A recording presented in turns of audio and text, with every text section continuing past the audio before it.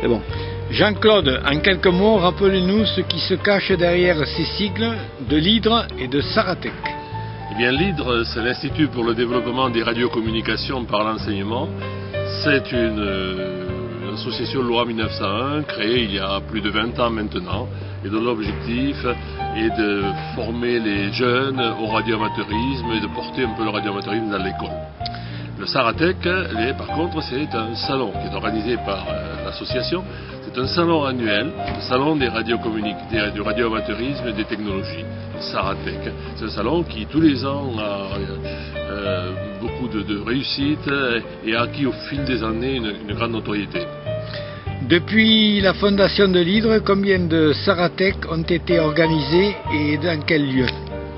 Oui, depuis la création de l'Hydre, c'est plus de 20 Saratec, ça doit être 23 maintenant, qui ont été organisés, d'abord dans le Gers, puisque l'Hydre a démarré un petit peu là-bas, puis ensuite très longtemps à Muret, dans la banlieue sud de Toulouse, et maintenant à Castres, au parc des expositions de Castres, qui nous est mis à disposition par la ville. En quoi ce Saratec 2011 est-il différent des précédents?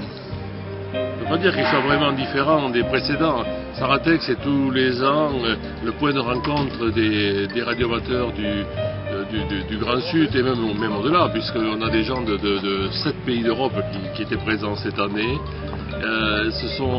C'est le point de rencontre des gens intéressés par le radioamateurisme et c'est aussi le rendez-vous des radioclubs qui échangent leurs pratiques, leur façon de travailler par rapport aux jeunes, dont l'objectif pour tous est de faire en sorte que le radioamateurisme se développe en France. Approximativement, combien d'entrées pour cette année 2011? Écoutez, c'est pas loin de 1000 entrées, c'est à peu près comme tous les ans, peut-être un petit peu plus cette année. C'est, je le disais tout à l'heure, une excellente réussite. N'importe comment, il n'y a qu'à voir un petit peu la présence en particulier d'exposants étrangers, des exposants qui viennent d'Allemagne, qui reviennent tous les ans d'Allemagne, de Belgique, d'Italie. C'est extrêmement important et ça nous encourage à continuer. Qu'apporte cette manifestation à la ville de Castres? Je pense que la ville de Castres a compris que c'était un plus pour elle. Le Saratec, c'est le rendez-vous des passionnés. C'est aussi, avec l'Hydre, la formation des jeunes. Et ça intéresse la ville de Castres. Rentrons un peu dans le détail. Vous êtes entouré de combien de membres de l'Hydre pour organiser ce salon?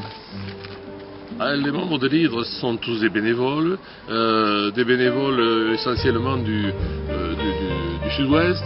Ils viennent de plusieurs départements, ils sont du Tarn, de la Haute-Garonne, du Gers, de l'Ariège, et d'autres viennent parfois même de très loin, nous rejoindre tous les ans pour cette manifestation. Quelles sont les prévisions pour le prochain Saratec? Le prochain Saratec se déroulera en 2012, les 17 et les 18 mars, le 17 et 18 mars 2012, dans les mêmes locaux ici, au parc des expositions de Castres. Je pense que le Saratec 2012 ressemblera peut-être en plus grand au Saratec 2011.